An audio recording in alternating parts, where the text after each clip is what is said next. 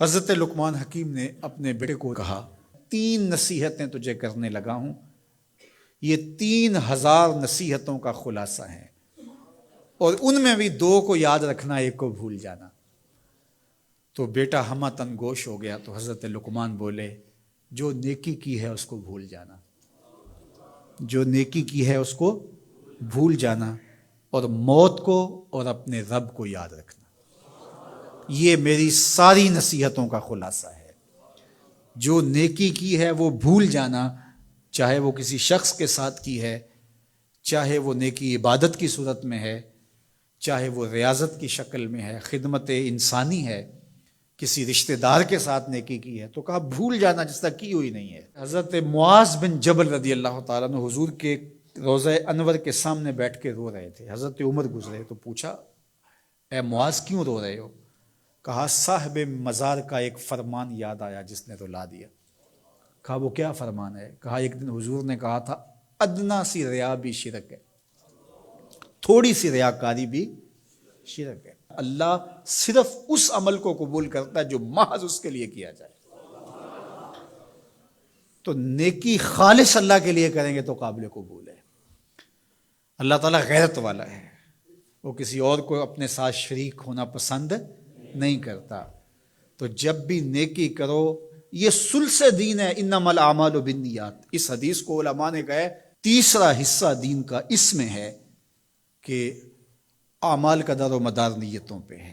نیت کا خالص ہونا شرط ہے، ورنہ محنت بھی کی، سجدے بھی کیے، خیراتیں بھی کی، سب کچھ کیا، لیکن نامہ اعمال میں 0 کو ہوگا۔ کیتی کتری پئی کھو محمد تے سکہ بنیا زردہ۔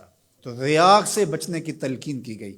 حضرت لقمان حکیم نے کہا جو نیکی کی ہے اس کو بھلا دینا، اللہ کو اور اپنی آخرت کو کبھی فراموش نہ کرنا۔ جب آخرت مستحضر رہتی ہے، ہر وقت بندہ خیال میں رہتا ہے کہ میں اللہ کے حضور پیش ہونا ہے، ایک میدان لگنا ہے، وہاں ترازو گڑے گا، اعمال تولے جائیں گے، تو خود بخود اپنا محاسبہ کرتا رہتا ہے۔ یہاں وہ کچہری خرید سکتا ہے، عدالتیں خریدی جا سکتی ہیں، تھانے یہاں بک جاتے ہیں، یہاں منصف بک جاتے ہیں، لیکن وہاں اللہ کی پولیس نہیں بکے گی، وہاں کے تفتیشی نہیں بکیں گے، وہاں کے تھانے، وہاں کی کچہریاں نہیں بکیں گی، وہاں ترازو پورا وزن تولے گا۔ یوم تبلی السرائر فما لہ من قوت ولا ناصر۔ فرمایا جس دن راز کھول دیے جائیں گے، کوئی کسی کی مدد نہیں کر پائے گا، اور نہ کوئی طاقت سے اپنے عیب کھلنے سے روک سکے گا۔ تو جب مستحضر ہوگا کہ میں اللہ کے حضور پیش ہونا ہے، ایک کچہری لگنی ہے، ایک عدالت لگنی ہے۔ آج مکار آدمی، جھوٹا آدمی، خائن آدمی، بد کردار آدمی بچ کے نکل جاتا ہے، عدالتوں کو چکمے دے جاتے ہیں، لوگ عدالتیں خرید لیتے ہیں، دھمکا لیتے ہیں، سب کچھ ہو جاتا ہے اس دنیا میں۔ طاقتور کی کوئی بات نہیں کرتا، کمزور پھٹے چڑھا دیے جاتے ہیں، لیکن ایک عدالت ایسی لگنے والی ہے جہاں انصاف ہوگا، جہاں عدل ہوگا۔ تو اس لیے کہا کبھی اس کو فراموش نہیں کرنا، اور دوسرا اپنے رب سے کبھی بھی غافل نہیں ہونا۔